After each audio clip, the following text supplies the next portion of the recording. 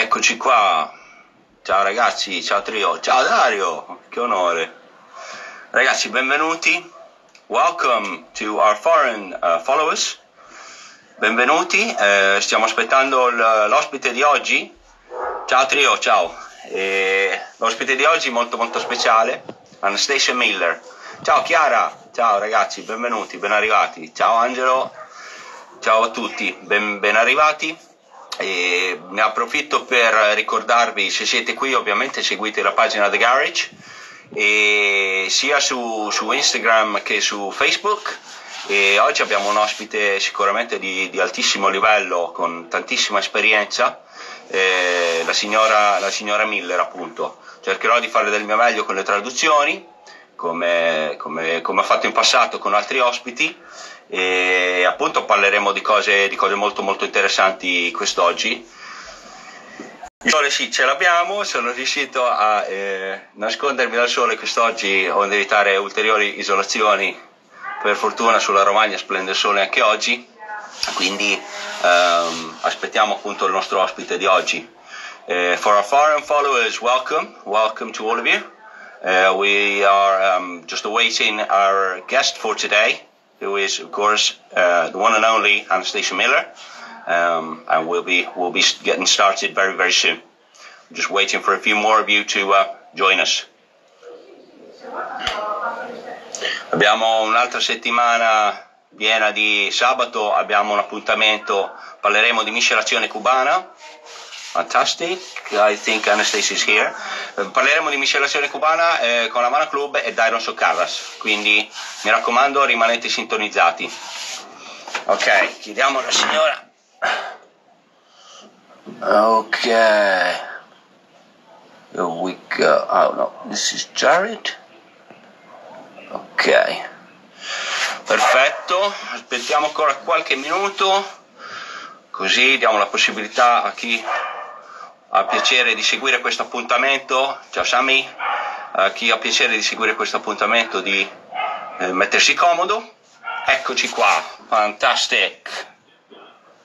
Trasmetti in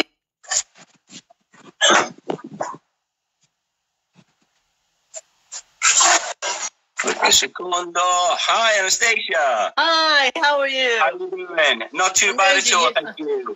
I'm using Jared's phone. Yeah, I noticed. I know. Fantastic. Welcome to Italy, even if it is only virtually, unfortunately. Oh, I only wish I was here. I love Italy.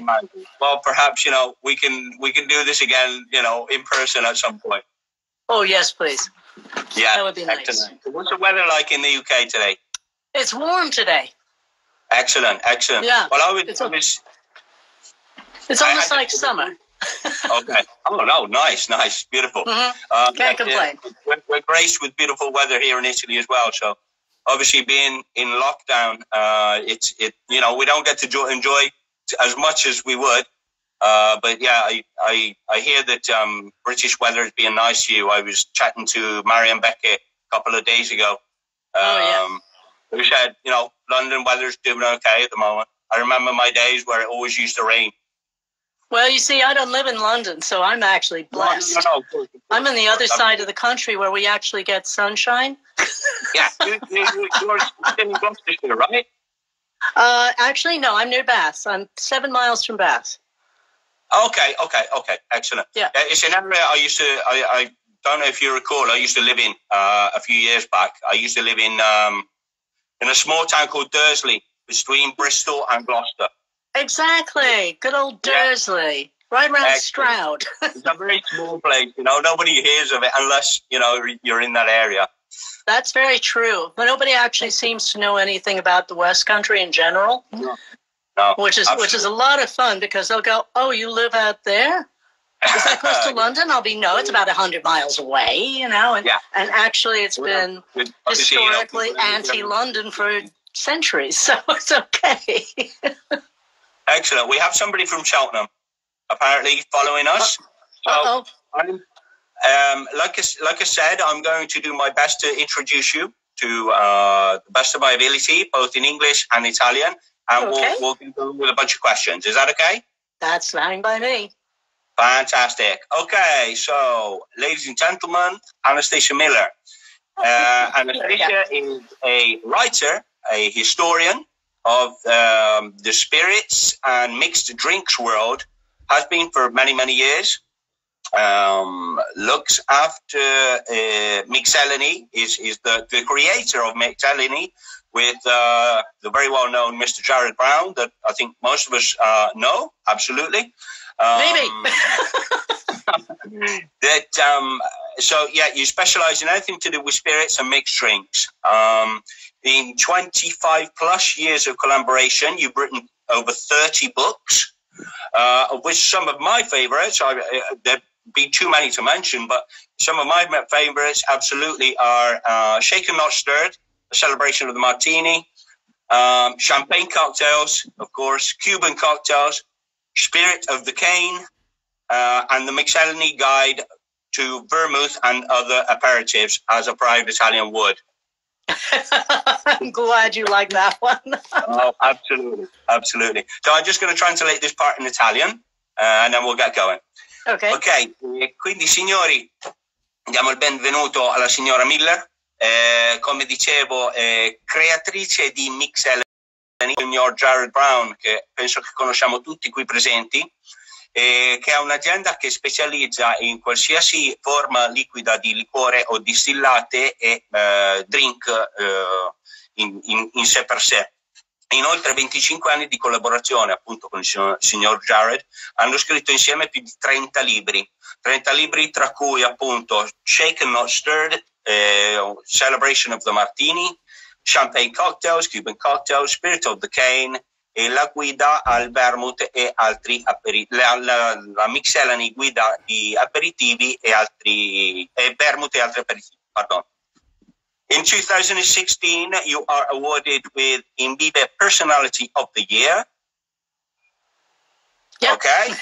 International Wine and Spirits Competition, otherwise known as the IWSC, as Communicator of the Year in 2011. It's because I'm too talkative. And 2009, you are awarded the Gourmand World Cookbook Best Drink History in UK, which is fantastic, I would say. Pretty proud of it. Pretty proud of it. Of course, it's all you're doing, of course. I just did my research. La signora Miller nel 2016 viene premiata con l'Invive Personalità dell'anno nel 2016, nel 2011 per la IWSC, che sta per International Wine and Spirits Competition, come comunicatrice dell'anno. Nel 2009 e nel 2010 riceve un altro premio che è il Gourmand World Cookbook come miglior storica nel Regno Unito, which is some serious achievements right there. Still working on my next big achievement, though. I've got 2 more years to go. always hungry for more. Absolutely. Coincidentally, there's one of the lads that works with us, Gianmarco, who kindly asked to mention his name. He's watching as we speak. Who is a huge fan of yours. He's read all your books, and he said to me, "Anto, make sure you give me a shout out, as they say, and hopefully we'll get you two to meet at some point." Next time we're in Italy. Absolutely, absolutely. We're still crossing fingers to show up to Florence in September. Oh, fingers crossed, fingers crossed. Well, obviously there's a lot of bar shows at the moment being put on hold because of the current situation that we have. But, they're obviously, this is probably one of the reasons why I asked for us to have a chat, because most of the time at the bar shows, like we met in Athens, you only have sort of 5 minutes to go around everybody. So the possibility of being able to sit and chat and ask questions and things like this is obviously very rare most of the time. Very. Okay, so we'll get going.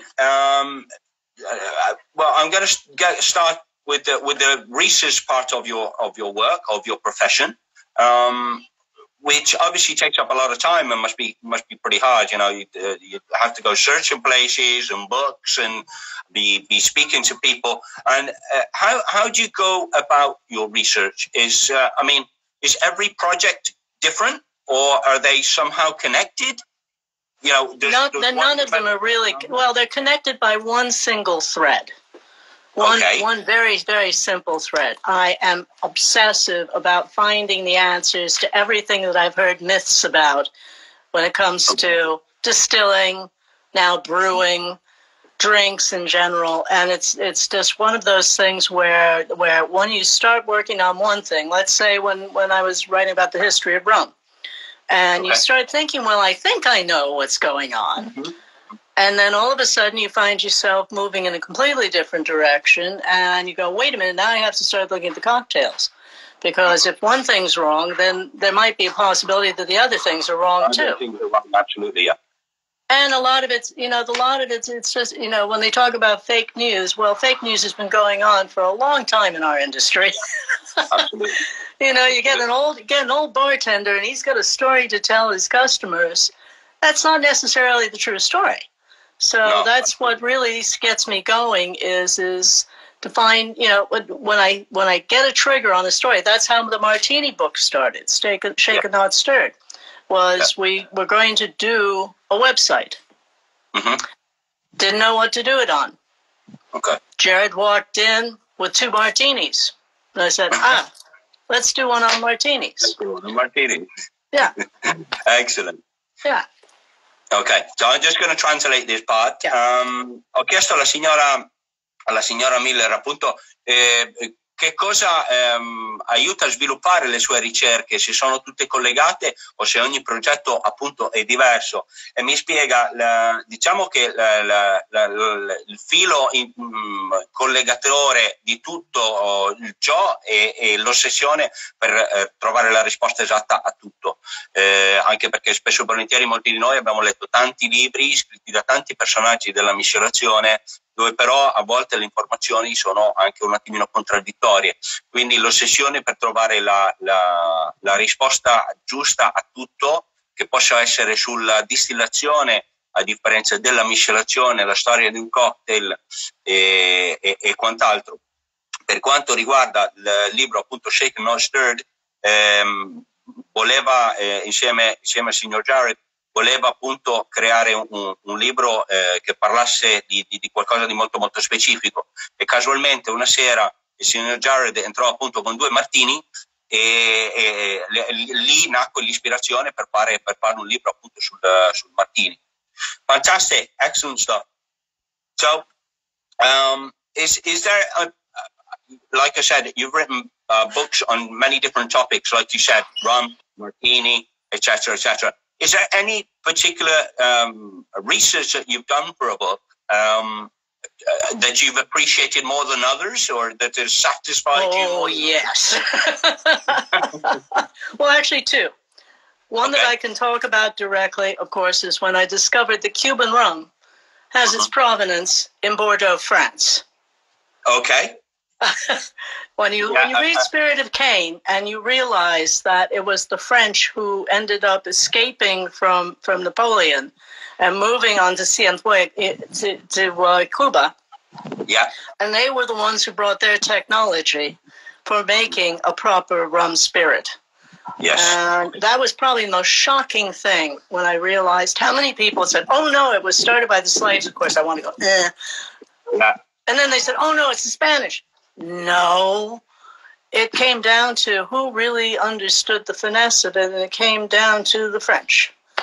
So that was one of the most shocking ones. The next most shocking one, I really can't divulge right now, but it has to do with gin. Okay. It's coming soon. Okay, I won't be asking too much. Please keep us posted on your I'll keep you posted. Yes. Yes. Okay. Quindi ho chiesto alla signora Miller appunto se c'era una ricerca in particolare per la creazione di un suo libro che ha apprezzato più di altre, e appunto ci sta raccontando la scoperta che il rum cubano è direttamente coinvolto con la Francia, appunto i francesi scappando da Napoleone, emigrando a Cuba, portarono il loro know-how per distillare rum, che poi è diventato rum cubano che conosciamo a tutt'oggi. Yeah. Okay, excellent stuff. So, how does I mean, a lot of us, we do bartending courses here in Italy, and I get a lot of kids, not necessarily always kids, but youngsters eager to step behind the bar and do the show and make fantastic cocktails and things. How does the passion to become a historian come about? Just wake up one day and say, okay, I want to write books, or how did that start? It's gonna sound crazy. Okay. We like crazy. Crazy's crazy. One of the reasons I became a historian was because I had a stepfather who introduced me to Lawrence of Arabia. Oh. And Lawrence of Arabia, everybody knows, Arab Revolt, movie, whole thing. What they don't realize was he was a historian at Oxford. Okay. And the more I learned about him, that my stepfather told me about him, this is when I was 9 years old. Okay. And he said, here, read about him. And I was like, that's cool. He bicycled all over Spain and France looking at Crusader castles. He discovered things people hadn't thought about the Crusades and the Moors. And that got me started. That's exactly what got me started. From such a young age as well. Yeah, and then I wanted to be an archaeologist because I thought that was cooler. I could go places instead of sitting in a library. I could dig things up. Well, I did do that. Yeah, absolutely. It's a mess. I don't want to do that.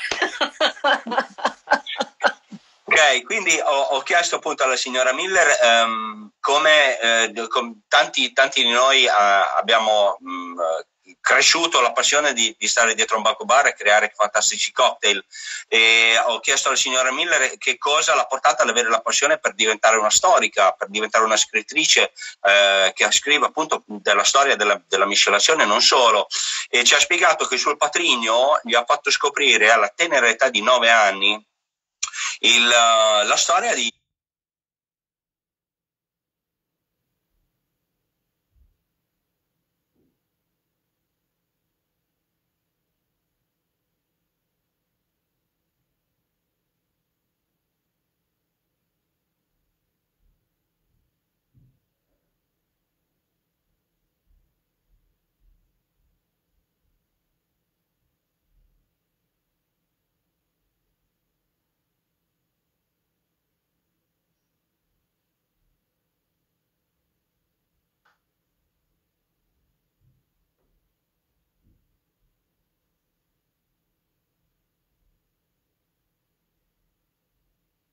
That's not the end of the story. That's only the beginning of the story. No. The other part of the story is my father was in the booze business. Okay. So I spent a lot of time learning about what was going on with whiskey and cocktails. His idea of my sister and I coming home in the summertime from school was hand over a cocktail book and say, pick one, make it for me. Okay. If he learned one thing, though, do not let a child decide how much vermouth goes in a cocktail. You end up with a lot of vermouth in a cocktail.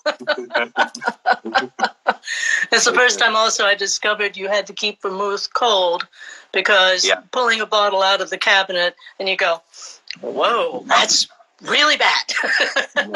So you learned a lot about vermouth when you're young, and then all of a sudden you go, okay, I only want the fresh vermouth no matter what. I can imagine, and unfortunately there's still a lot of people that keep vermouth in their cabinet to this day. Oh, that's so sad. It's a wine. Why don't they get it? I never understood that. It's a very difficult thing to transmit. Vermouth has to be kept in the fridge for it to keep, to stay good. Otherwise, you throw it out. Absolutely. When we lived in New York, it was great. We had one liquor store that had the mini bottles. So I could get minis of both dry and sweet. And we used to keep those in the refrigerator. So whenever we'd make a Manhattan or a just, okay, fresh. This is as fresh as it's going to get. It was great. Absolutely great. Unfortunately, that the smaller bottles are a little bit less common out here in Europe. Yeah, they're a lot less common everywhere now. I think the only place I know where to get them is London, and I can get a case at a time. I can't get a couple. I have to get a case of them at a time. Absolutely. And of course, they take up more space, especially in a fridge. Absolutely. Yeah, that depends on how many you're going to use in the course of a month, but that's okay. It doesn't take much. Okay. Quindi appunto ho chiesto, la signora Miller ci sta spiegando la seconda parte della storia della sua passione per la miscelazione, quando suo padre chiese gli chiese di aprire un libro di miscelazione e di scegliere un drink, e lei scelse appunto un drink a base di vermouth e le fece decidere quanto vermouth mettere.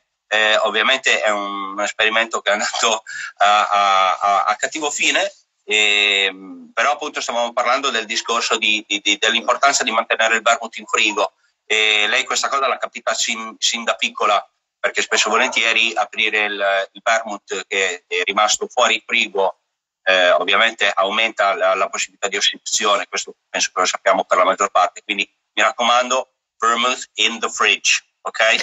In the fridge, without a doubt.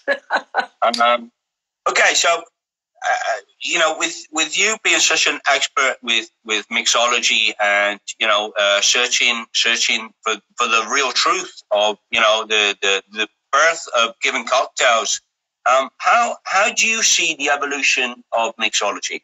I see a lot of bartenders. Arguably a little bit too Instagram conscious, for beautiful cocktails. Sometimes, some of us forget the guest, the experience, the constant search for perfection. How do you see that this has changed throughout the years? Oh, Lord. It's changed beyond anybody's understanding. When I was a bartender in the 60s, all you dealt with was service. If you knew how to at least make the 5 essential cocktails in the world, if you knew how to make a martini Manhattan daiquiri, okay, if you knew how to make a gin and tonic so it tasted like something, as long as you knew the basics and you gave people great service, you got great tips. It was wonderful. It's a great relationship. People would come back to you. Then somehow, and I have to admit, some of our best friends caused a bit of a problem. We in the 80s we started talking more about the classics again. Get rid of those disco drinks. Start thinking more about the profession being honorable. I mean, chefs went through the same thing. I think we got a little too heady. I think it went on a little too rock and roll, a little too much. I think I'm Led Zeppelin and Queen. I'm not just a good guy with a guitar. And it's been kind of painful and happy to watch that happen, to watch the pride come back into the business. But now it's time to look at the pride and go, calm down a touch. A very close late friend of ours, Dick Bradsell, was one of those sorts of people who loved the service, loved the simplicity. He got a lot of attention, but guess what? He didn't care. What he cared about was the service and getting customers to feel happy. And that's something I think it's time for us to go back to. We should be proud, but not so proud as to think we're better than our own customer. Absolutely. Quindi ragazzi, ho chiesto alla signora Miller appunto nei suoi occhi come ha visto l'evoluzione della miscelazione, se la costante ricerca per la perfezione è un po' troppo per lei, e ci sta raccontando appunto che quando negli anni 60 ha iniziato a miscelare lei in alcuni locali, all'epoca era richiesto soltanto di fare dei semplici cocktail come appunto un gin and tonic, a differenza di un cocktail martini.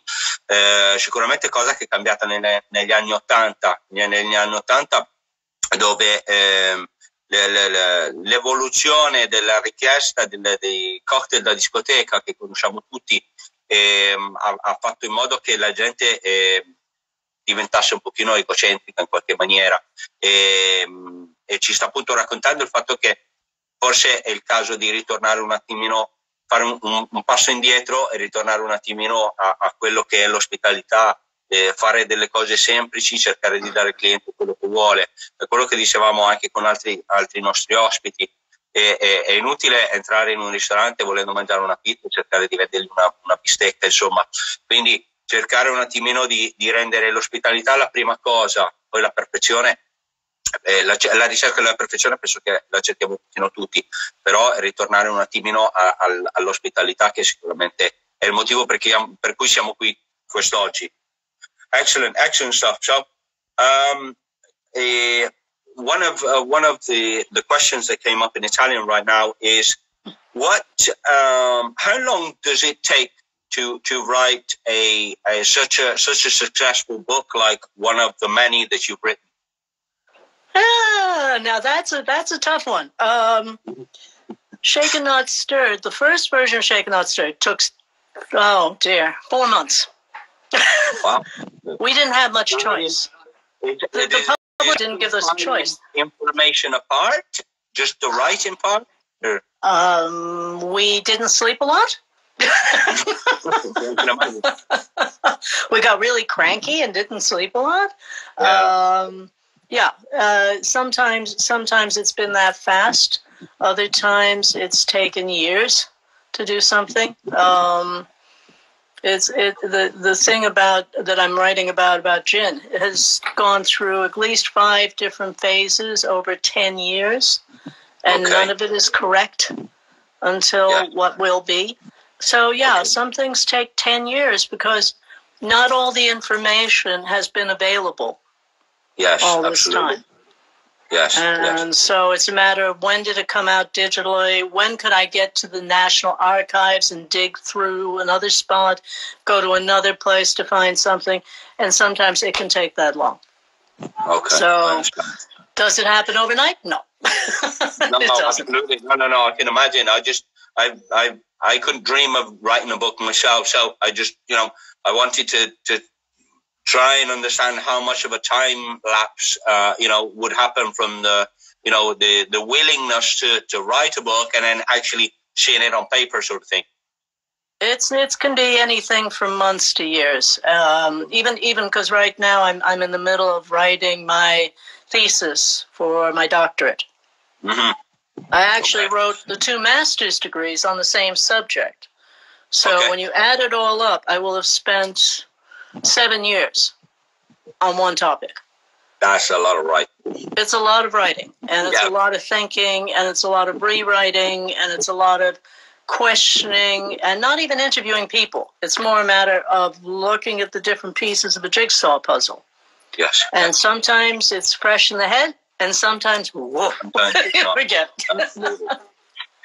Ok, quindi ragazzi, ho chiesto alla signora Miller appunto quanto tempo richiede scrivere un libro. Una volta raccolte le informazioni in base al soggetto appunto su cui vuole scrivere, e ci sta raccontando che questa cosa potrebbe essere una cosa che potrebbe oscillare da alcuni mesi ad arrivare addirittura ad anni.